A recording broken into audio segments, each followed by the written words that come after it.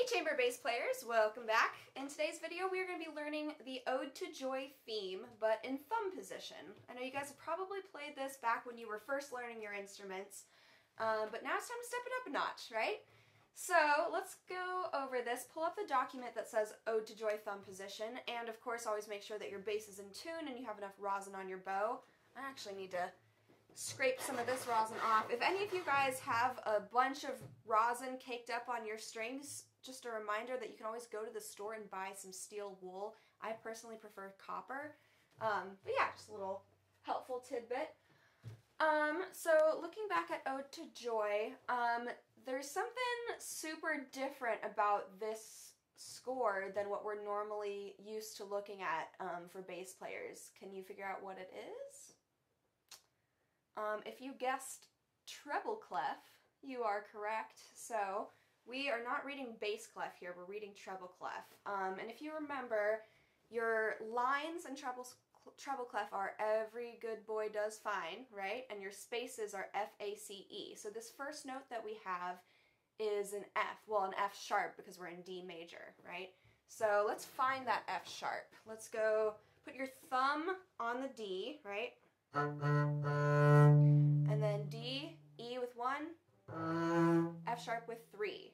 And just a reminder that when you have your third finger down, all of the fingers below it are also pressing down. So I don't want to see this, right? I want to see all of them pressing down. Same with your first finger. So when your first finger is down, your thumb is helping it out, right? And this is just to disperse the weight between all of your fingers.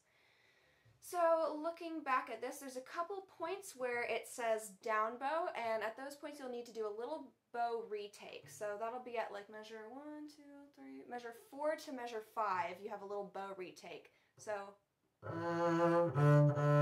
retake, right? So let's go through this and play this together, and then we are going to play this with Coltan. One of his videos is the harmony line, so we're going to use that as an accompaniment. So let's go through this in thumb position. We'll do it a little slower. 1, 2, 3, 4.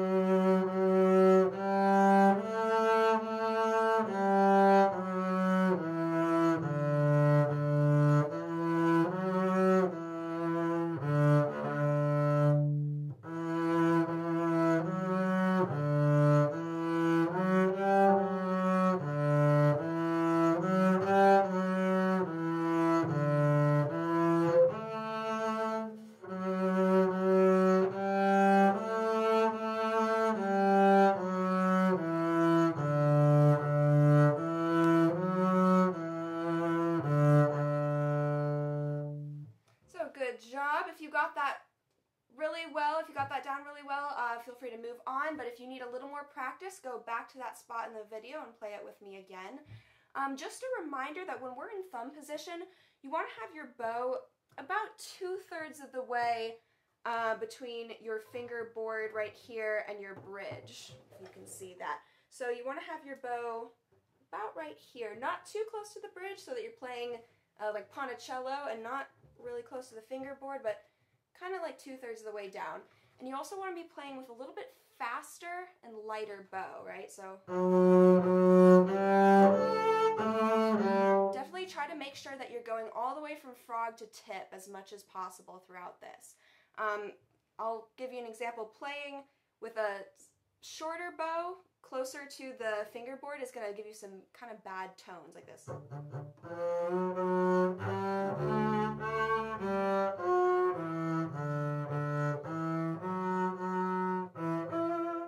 I'm exaggerating a little bit, but it's a lot easier to kind of squeak on notes if your bow is up here. So if you're playing in thumb position and you hear a lot of squeaking going on, check your bow placement. You might want to move it down a little bit and check how much bow you're using. You might want to use a little more bow.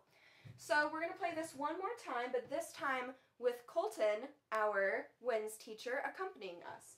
So I'm going to go to his video, Ode to Joy Harmony for Beginner Winds, And I'm going to start it at 1 minute and 4 seconds, because that's when he starts playing the harmony line. So, let's play this together. If I can get it to load. There we go. Oh. Alright. 1, 2, 3, 4.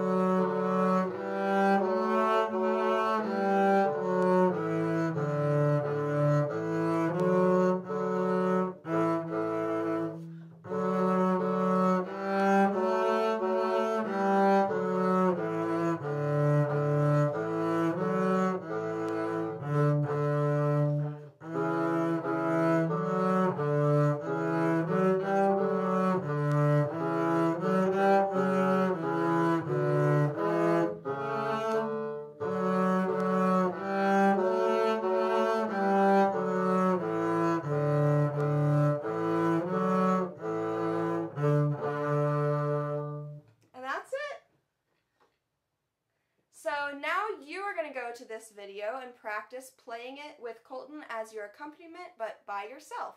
And take a video of yourself doing that, send it to me by the end of the day on Friday. Good job today, guys. Bye.